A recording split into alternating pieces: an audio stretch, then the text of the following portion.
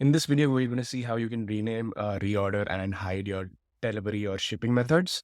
So as you can see here, these are the shipping methods that have been renamed.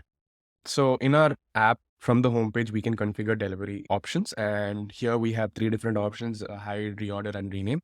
Reorder is the most straightforward one. The only customizations that are possible right now is to reorder the delivery methods from A to Z, from Z to A, or with respect to the price, low to high or high to low. And this is pretty straightforward. In case you want to hide a certain delivery method, you add the delivery method that you want to hide.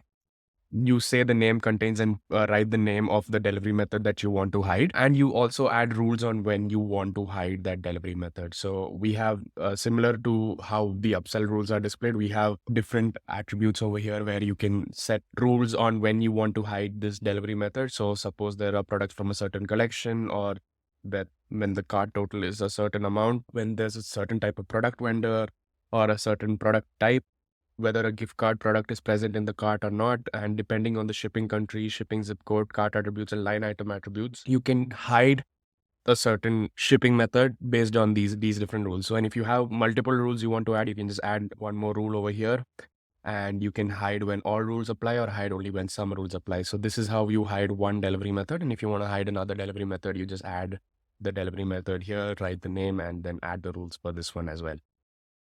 In order to rename delivery options, there aren't rules where you have to rename it. You just have to identify the shipping method, give the name of the shipping method, and you can add a prefix or add a suffix, or you can replace the entire thing with whatever you want. And this is how you rename a delivery method. I hope this makes sense.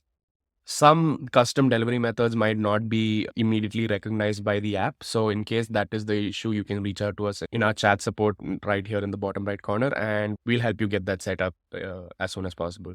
Hope this helps. Thank you.